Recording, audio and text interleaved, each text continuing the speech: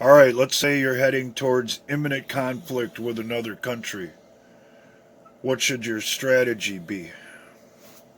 Anybody? Anybody? Well, in that scenario, if you really want to be effective and give yourself the best odds of winning that conflict, you want to take out the command and control structure. In other words, the general who runs the show, the guy who brings him his papers and coffee, then the next guy down who does the intelligence, and so forth and so on. So that you basically cut the head up to snake and it has no way to communicate to the rest of its parts what it actually wants to do or formulate a strategy to actually do it. I'm actually kicking myself in the ass for not mentioning the fact that there would probably be another airstrike after the initial one that took out the Iranian general.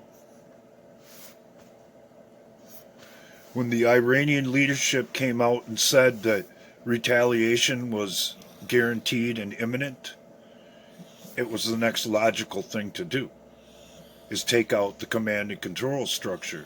Because if there's going to be a conflict, you need to cripple your enemy before that actually happens. Just taking out a bunch of ground pounders on the ground who only take orders and don't give them, don't do a whole hell of a lot for your cause. However, taking out the guys who disseminate all the information and turn it into a strategy and an operation does your cause a great service and lends towards potential victory and keeping your troops and your equipment out of harm's way.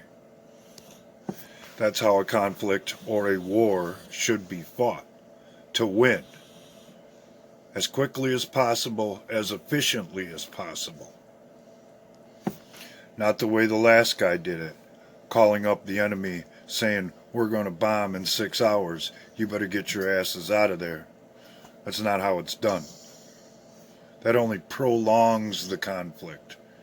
It makes it more likely that your troops and equipment are going to be at a much higher risk. Nobody wants war. No one wants to put themselves in the middle of a life or death struggle. But if it has to be that way, it should be done to win. And it should be conducted in such a manner that it ends as quickly as possible. That's the difference between a deep state war and a war fought on militaristic terms. Somebody said a couple years back now that Iran would be second in line after the deep state was cornered in this country. And it would appear things are moving along according to schedule. And if I had one message I'd like to deliver to the last president, you don't give a bully your lunch money, because that only emboldens him, and he will be back to hold you up again. This country needs to get out of the policy and habit of apologizing for its success, of bowing down to others just because we've done well for ourselves over the years. Black, white, red, yellow, or green, we should all be afforded the opportunity to determine our own destiny. And like it or not, the Iranian people, at some point during all this, will be afforded that opportunity. Whether or not they actually take it or take action is up to them. We are not at war with the Iranian people. Should it come to an actual boots on the ground war, we're at war with the terroristic, tyrannical government that's holding them hostage.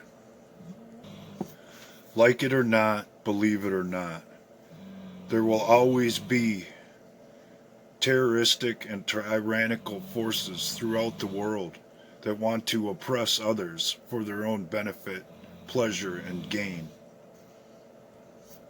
And should sleeper cells be activated within the confines of the United States, Donald Trump is not the one to blame. It's the people who allowed open borders to go on for so long without addressing the issue. It's the people who allowed undocumented people from all over the world to come into this country and organize the sleeper cells in the first place. And if, as a people, we're not willing to promote liberty and freedom throughout the world and stand up and take action when attacked, maybe we shouldn't be here at all. Maybe we belong in some other country where somebody else tells us what to do, how to think, and how to act. We either expand in the face of conflict and expand freedom throughout the world, or contract and slowly, incrementally lose it all.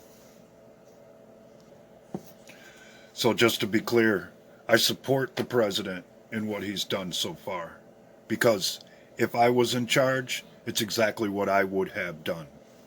I'm not real crazy about troops being sent back into the Middle East to potentially lose their lives in a conflict, but I understand why they have to be there. And if it became necessary, I would even volunteer to do so myself.